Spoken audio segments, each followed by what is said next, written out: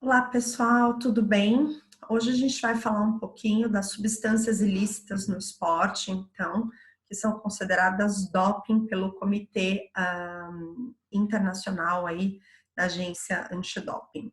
Então, dentro dessas substâncias não aprovadas, né, a gente tem qualquer substância farmacológica que não seja abordada nas sessões da lista que a gente vai discutir agora, e sem aprovação de órgão governamental e autoridade reguladora de saúde para uso terapêutico humano, tá? Então, qualquer substância que não esteja dentro da lista de substâncias considerada doping também não é permitido o uso, principalmente aí pelos atletas, tá? Então, dentro dessas substâncias, a gente inclui medicamentos em desenvolvimento pré-clínico, ou seja, que estão em fase de teste, ou ainda em teste clínico, medicamentos descontinuados ou substâncias que tenham o seu uso aprovado apenas para uso em animais, né, para uso veterinário, também não podem ser utilizados. Então, a gente tem aí 9 categorias de substâncias, mais a P1, que é uma categoria de beta-bloqueadores, e nós vamos falar de cada uma delas. Então, a S1 é a categoria de agentes anabólicos, que envolve esteroides e outras substâncias com efeito anabólico. A S2, hormônios proteicos, fatores de crescimento e miméticos e substâncias relacionadas. A categoria S3 inclui os agonistas beta-2, S4, moduladores hormonais e metabólicos, S5, os diuréticos, e aqui dentro da classe de diuréticos, a gente também tem alguns procedimentos que são considerados também proibidos pela Agência Internacional Antidoping. S6 é a categoria de estimulantes, S7 de narcóticos, S8 os canabinoides, exceto o canabidiol, o S9 os glicocorticoides e a categoria P1 é a dos beta-bloqueadores. Então, a categoria de agentes anabólicos, ela é formada por duas subcategorias. Então, a gente tem os esteroides androgênicos, né, que são aqueles hormônios sintetizados aí pela glândula adrenal. Nesse caso, são os esteroides androgênicos administrados exogenamente, né? Então, são os hormônios que vão ser aplicados aí pelos atletas com o intuito de melhora da performance. Várias drogas têm essa característica de esteroide anabolizante. Então, aqui a gente tem algumas das drogas presentes na lista. A lista completa vocês podem acessar através da referência que eu coloquei no segundo slide. Mas dentro dessas drogas com efeito de esteroide androgênico, a gente tem o androstenediol, androstenediona, androsterona, epiandrosterona, testosterona, dehidroepiandrosterona, metandiona, oxabolona, oxandrolona e outras substâncias que tenham estrutura química semelhante ou efeito biológico similar. A segunda subcategoria inclui outros agentes anabólicos, como o clenbuterol, os moduladores seletivos dos receptores de andrógenos, a tibolona, o zeranol e o zilpaterol. Eu chamo a atenção aqui de vocês para o clenbuterol, que é uma substância com função beta-adrenérgica, bastante utilizada aí em doenças respiratórias, né, pelo seu efeito descongestionante e broncodilatador. Então, portanto, os atletas precisam tomar bastante cuidado para tratamentos médicos aí com algumas drogas que têm um efeito terapêutico comprovado, mas que pela lista da agência antidoping são consideradas proibidas. Então, muitas vezes, o atleta está com algum problema respiratório, faz uso de um clenbuterol, de algum medicamento à base dessa droga, e ele pode sim ser pego no exame antidoping, tá? O clenbuterol, ele vai ter um efeito, então, basicamente, vasodilatador, broncodilatador aqui nos alvéolos do pulmão, e é bastante utilizado, então, para esse tratamento dessas doenças respiratórias. Então, atletas asmáticos, atletas que tenham bronquite ou que tenham qualquer problema respiratório precisam ficar atentos, já que o clenbuterol ele está na lista das substâncias proibidas pela UADA. A segunda classe seria a classe que inclui hormônios proteicos, fatores de crescimento, miméticos e substâncias relacionadas. Essa categoria, ela apresenta também subcategorias, como a primeira subcategoria da eritropoetina e agentes que afetam a eritropoiese. Então, o que é a eritropoiese?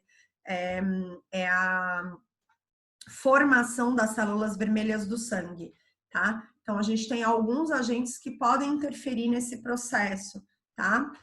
Ou a própria eritropoetina quando injetada. Então, quais são esses agentes? Os ativadores do fator induzível de hipóxia, inibidores do GATA, inibidores de sinalização de TGF-beta.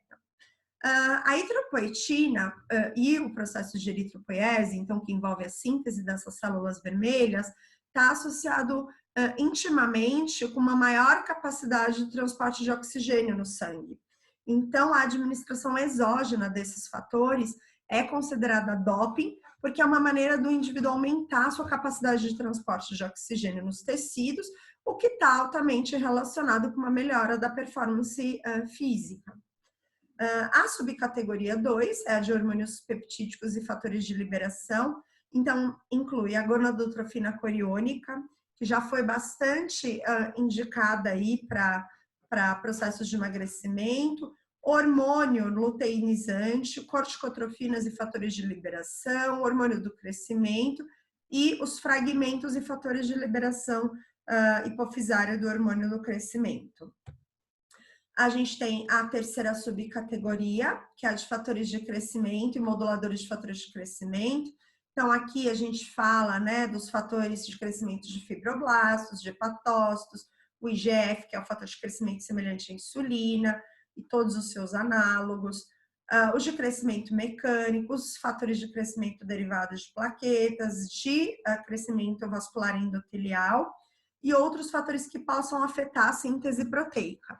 Então, toda vez que a gente pensa num fator de crescimento que pode melhorar ou acelerar os processos de síntese proteica do músculo propriamente dito, de tendões, de ligamentos e que estão associadas aí à melhora desses processos, também são consideradas doping em decorrência da sua capacidade de aceleração aí da regeneração desses tecidos. Então, tendo então um indivíduo que utilize, né, esses tipos de procedimento, uma vantagem sobre os indivíduos que estariam no processo de recuperação ou de regeneração tecidual normal. A terceira categoria é a categoria dos agonistas beta-2.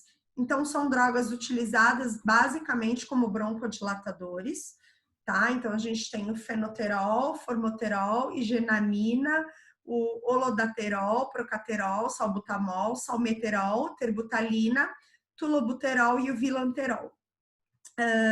A gente tem aqui, né, uma exceção, que é a quantidade de salbutamol inalado. O salbutamol ele é bastante utilizado para doenças respiratórias, como a asma, em decorrência do seu efeito broncodilatador. Então, existe uma permissão para o uso do salbutamol inalável, numa dose máxima de 1.600 microgramas em 24 horas, em doses divididas de até 800 microgramas. Então, essas doses elas não podem ultrapassar 800 microgramas, com uma dose máxima acumulativa de 1.600 microgramas em 24 horas. Esses agonistas, né, se ultrapassarem aquela dose permitida, né, e tiverem uma detecção aí na urina maior que 1.000 nanogramas por ml de salbutamol ou de formoterol acima de 40 nanogramas por ml, isso é um indicativo de uso não terapêutico, né, dessa substância. Então, por mais que o indivíduo ele esteja fazendo uso da droga, tá, com recomendação médica, ele precisa manter a dose máxima estipulada dentro de 24 horas para que a excreção urinária da droga esteja dentro dos parâmetros que são considerados uso terapêutico, né? Então, o que tiver acima desse parâmetro é considerado um achado analítico adverso, a menos que o atleta mostre, através de um estudo farmacocinético, que o resultado anormal foi em decorrência de uma dose terapêutica e que, na verdade, a ação dessa droga esperada para esse indivíduo foi diferente do que os estudos de farmacocinética para a droga mostram, né? Então, o que isso significa? Que mesmo ele ingerindo a dose indicada, né, a dose máxima permitida, em decorrência de uma alteração farmacocinética, ele tem uma excreção mais alta da droga na urina. A categoria S4 inclui os moduladores hormonais e metabólicos. A gente tem uma série de drogas aqui que tem um efeito de inibidor da aromatase, como androstenol, androsterona, aminoglutidimida, anastrozol, exemestane e formestanan. Vocês podem ver que, na verdade, a androsterona é uma droga que também está classificada lá na categoria S1 de agentes esteroides, né? Esteroides androgênicos. Então, pode acontecer de uma mesma substância estar presente em diferentes classificações aqui dessa lista. E o que são esses inibidores, né? O que é a aromatase? A aromatase, ela é uma enzima que age convertendo, né, a molécula de andrógeno, que no caso é a testosterona, em estrógeno, que é o hormônio feminino. Então, a testosterona, ela é a molécula precursora para o estrógeno e essa reação é mediada pela enzima aromatase. Então, quando a gente tem uma inibição dessa enzima, a gente teria o quê? Uma menor conversão da testosterona em estradiol ou estrógeno, né? Então, você aumenta a quantidade de testosterona. A gente sabe que a testosterona, ela está associada a um aumento da força muscular, ela está associada a uma diminuição da gordura corporal, então, de repente, pode ser uma estratégia interessante para mulheres com o intuito de aumentar a quantidade de testosterona circulante.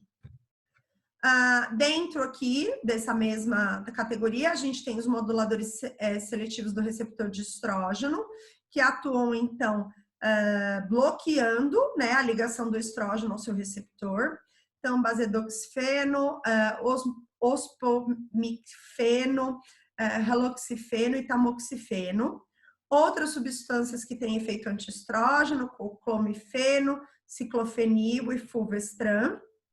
Agentes preventivos da ativação do receptor 2-beta, como anticorpos neutralizantes, Activin A e folistatin.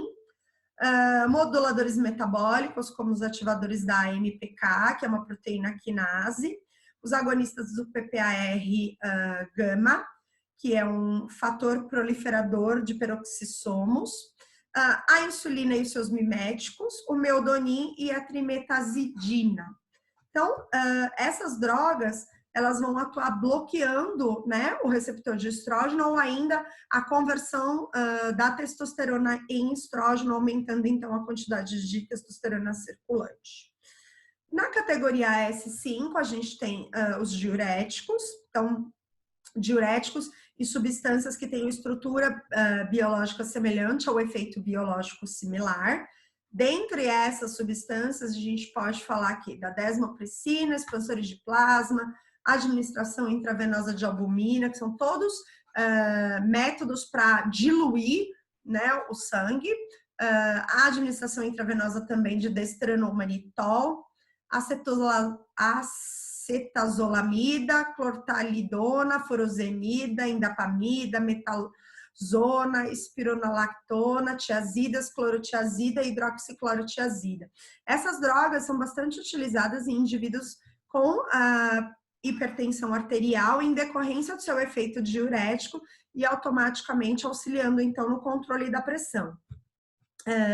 Algumas drogas têm um efeito liberado em algumas situações, então a drospirenona e pamabron, uso oftalmológico também de inibidores da anidrase carbônica, como a dorzolamida e brinzolamida, e a administração local, então, né, o efeito tópico de felipressina, que é um anestésico utilizado bastante na odontologia. A detecção de qualquer uma das substâncias proibidas já destacadas, né, como formoterol, salbutamol, catina, efedrina, metilefedrina e pseudoefedrina, em conjunto, né, na mesma formulação que qualquer tipo de diurético ou agente mascarador, será considerado um achado analítico adverso, a menos, de novo, que o atleta traga, né, uma declaração com isenção de uso terapêutico para aquela substância que foi detectada. Dentro dessa categoria de diuréticos, a gente tem alguns outros procedimentos que também são considerados aí com o efeito de mascarar né, alguma droga que esteja sendo utilizada. Então, a gente tem a categoria M1, que é a manipulação do sangue dos constituintes, a manipulação física e química e a manipulação genética ou celular. Então, a administração do sangue dos seus constituintes através da manipulação, ela pode acontecer a partir da administração de sangue, então de um volume sanguíneo, seja ele autólogo ou homólogo, ou ainda heterólogo, então sangue do próprio indivíduo ou de outros indivíduos, tá? Com glóbulos vermelhos de qualquer origem. Então, aqui, além de você ter uma modificação do volume circulante, você tem um aumento da quantidade de glóbulos vermelhos, que vão ser aqueles responsáveis pelo transporte do oxigênio. Então, a disponibilidade de oxigênio para os tecidos, ela fica aumentada. Uma outra forma de manipulação é através de drogas, né? Os perfluorquímicos, o efaproxiral e produtos de hemoglobina modificada, que também vão atuar de maneira artificial na captação, transporte e disponibilização desse oxigênio. E qualquer forma de manipulação intravascular do sangue ou dos seus componentes por meios físicos e químicos. Dentro da manipulação físico-química, né, que atende aí a categoria M2, a gente pode falar desde a adulteração ou tentativa de adulteração das amostras colhidas, né? Então, por exemplo, o indivíduo adiciona algumas proteases. Então, o que são as proteases? São enzimas capazes de fazer quebra das proteínas. Isso modifica, né, a qualidade e o conteúdo aí das amostras e é um indicativo de adulteração. A gente também tem a infusão intravenosa de soluções aí com mais de 100 ml por um período de 12 horas. É claro que, exceto, né, em condições clínicas ou tratamentos hospitalares onde o indivíduo com laudo médico comprove, né, ou tratamento hospitalar, ou procedimento cirúrgico, ou ainda intervenção para diagnóstico clínico, que comprova a necessidade de utilização dessas soluções, que são principalmente soluções de soro fisiológico, com a tentativa de aumentar o volume dos fluidos e diminuir a concentração de qualquer droga que possa estar presente nessa amostra. Dentro da categoria M3, a gente vai falar um pouquinho, né, da manipulação genética ao celular. Então, aqui inclui o uso de qualquer tipo de ácido nucleico ou análogo de ácido nucleico que possa interferir na sequência genética, tá? Diretamente na sequência genética ou na expressão de alguns genes. Então, para isso, existem técnicas de edição, de silenciamento e também de transferência de genes, ou uso de células que tenham sido modificadas geneticamente, né? Então, aqui a gente tem um exemplo, né? A gente tem a molécula de DNA, que ela é duplicada na molécula de em uma molécula de RNA, e esse RNA, o código da proteína que eu preciso, vai ser traduzido, então, na proteína de interesse. Porém, existem tecnologias de laboratório onde a gente silencia, né, ou neutraliza alguns genes e essas proteínas, elas deixam de ser, então, sintetizadas a partir desse código genético que é modificado, tá? Então, qualquer tipo de manipulação genética ou celular é considerada proibida pela Agência Internacional Antidoping. Dentro da categoria S6, a gente tem os estimulantes específicos e não específicos. Então, dentro dos não específicos, a gente pode falar da anfepramona, anfetaminas, clobenzorex, cocaína, fencamina, fenetilina, fenfluramina, fenproporex, furfenorex, metanfetamina e norfenfluramina. Dentro dos estimulantes específicos de metilanfetamina, efedrina, epinefrina, meclofenoxato, metilefedrina, octopamina, pseudoefedrina, sibutramina e outras substâncias com estrutura ou efeito biológico semelhante. Eu chamo atenção aqui para uma exceção, que é a clonidina e os derivados de imidazol, quando utilizados de maneira dermatológica, nasal ou oftálmica. É importante a gente falar, né, de três principais drogas aí que têm esse efeito estimulante, que é a anfetamina, a efedrina e a sibutramina. A anfetamina, ela está associada aí a uma alteração, né, na liberação e recaptação de neurotransmissores. Então, na verdade, ela aumenta essa liberação de neurotransmissores e inibe a recaptação, fazendo com que o neurotransmissor ele fique mais tempo na fenda sináptica e por isso tem esse efeito estimulante. Os indivíduos, como efeito secundário desse estímulo do sistema nervoso central, podem apresentar redução da fome, da fadiga e aumento da frequência cardíaca.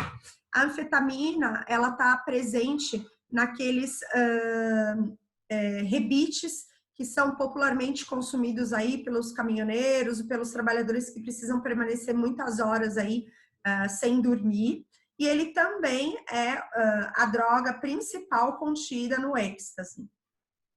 A efedrina, ela é também um estimulante adrenérgico, atuando dessa mesma maneira que a anfetamina, então aumentando, né, a liberação de neurotransmissores, inibindo a recaptação.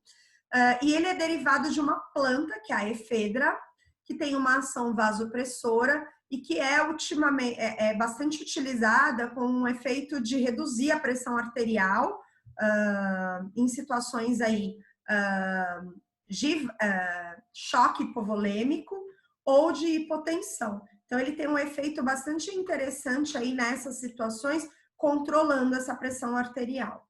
A efedrina também pode atuar como uma broncodilatadora e como um descongestionante, né? Então, são situações onde essa droga ela pode ser utilizada com efeito terapêutico e que muitas vezes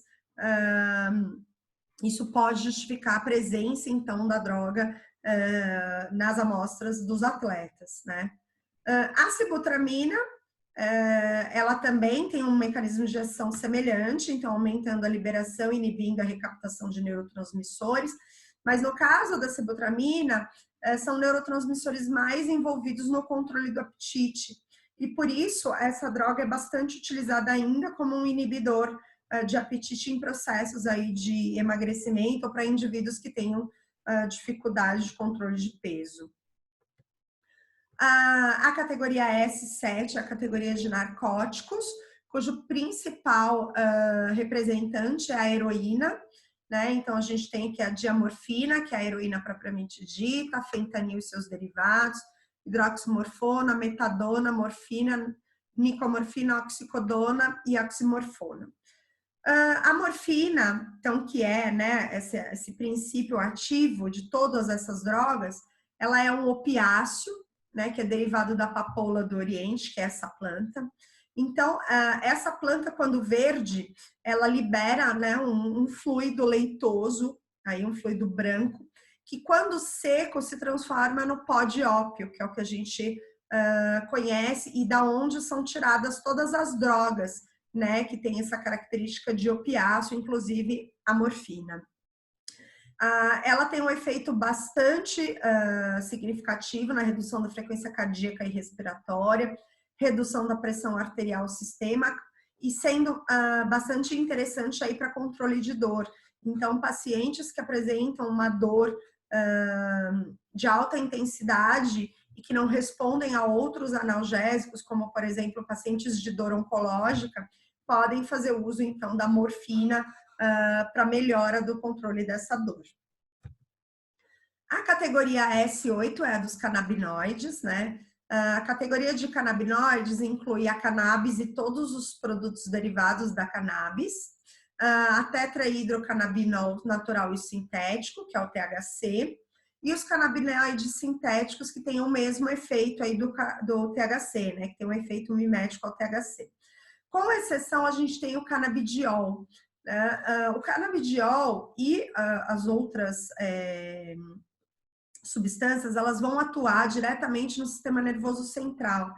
Porém, a diferença entre o THC e o canabidiol é o efeito psicoativo, né? Enquanto o THC e todos os seus derivados possuem um efeito psicoativo, o canabidiol ele não possui esse efeito psicoativo.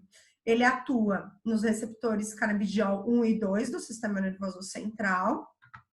As formas naturais são derivadas da cannabis sativa, né, da planta e dos seus produtos, como a maconha e o haxixe. E aí, né, essa classificação ela vai estar de acordo com a presença ou ausência do efeito psicoativo, né? E aí a gente vai ter diferentes aplicações. Então, o canabidiol, ele vem sendo bastante estudado para aplicação em diversas patologias. Ele tem aí um efeito antiemético, então, apresentando uma melhora, por exemplo, né, no mal-estar de indivíduos que fazem tratamento com quimioterapia. Ele tem um efeito anticonvulsivante bem importante, então, sendo utilizados principalmente em pacientes que têm muitas crises convulsivas ao dia, como crianças com paralisia cerebral, e também como um potente analgésico. E, de novo, né, vale lembrar que ele não possui o efeito psicoativo do THC. E aí, esses efeitos, eles garantem a segurança da aplicabilidade aí do canabidiol para crianças e para idosos, inclusive, tá? No tratamento aqui dessas situações. Outras substâncias derivadas aí, e que também não tem efeito psicoativo, é a canabidivarina, o ácido tetrahidrocannabinol e o canabigerol. Então, são outras substâncias presentes na cannabis sativa e que têm efeito terapêutico e não possuem efeito psicoativo. A sexta categoria é a categoria dos glicocorticoides, todos eles que podem ser administrados por via oral, intravenosa, intramuscular ou retal. Então, aqui alguns, né, dos glicocorticoides, a betametasona, modafinilida, cortisona, dexametasona, hidrocortisona, metilprednisolona, prednisolona e a prednisona. Essas drogas elas vão atuar principalmente como anti-inflamatórios e imunossupressores. Elas podem apresentar um efeito antagonista da insulina, né? Então, tem um efeito contrarregulador da insulina, podendo dificultar a ação da insulina nos órgãos-alvo, que vai aumentar a gliconeogênese e muitas vezes a própria lipólise, e também tem um efeito aí de redução da proteogênese. Então, todos os processos anabólicos acabam ficando prejudicados em decorrência do uso crônico dos glicocorticoides. Eles também têm um efeito, né, na absorção e na excreção de íons. Então, eles diminuem a absorção intestinal de cálcio, aumentam a absorção renal de sódio.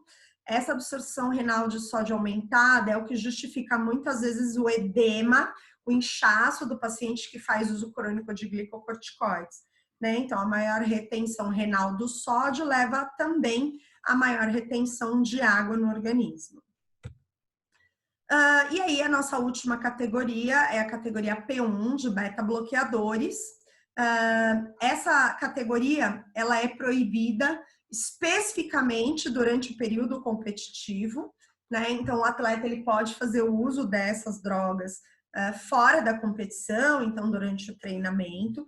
Porém, existem algumas modalidades que o uso de beta-bloqueadores é proibido tanto na fase competitiva quanto na fase não competitiva. E aí, quais são, né, essas modalidades? O arco, automobilismo, bilhar, dardo, golfe, tiro, snowboards, que é aéreo, e qualquer tipo de esporte subaquático que envolva apneia. Dentro das drogas, então, com efeito beta-bloqueador, a gente tem o acebutolol, alprenolol, metilpranolol, atenolol, metoprolol, betaxolol, bunolol, pindolol, carteolol, propranolol e carvedilol. Essas drogas, elas são utilizadas, então, bloqueando, né, os neurotransmissores, a ligação do neurotransmissor ao receptor beta-adrenérgico. E um exemplo desse aqui é o atenolol, que é bastante utilizado para controle da pressão arterial, né? Então, quando ele impede a ligação e esse estímulo beta-adrenérgico, o que faz com que o vaso sanguíneo, o endotélio, relaxe mais e dessa maneira a pressão arterial ela diminua, certo? Então era isso que eu tinha para falar para vocês a respeito aí das listas de substâncias proibidas pela Agência Internacional Antidoping e espero que vocês tenham gostado. Até a próxima, pessoal!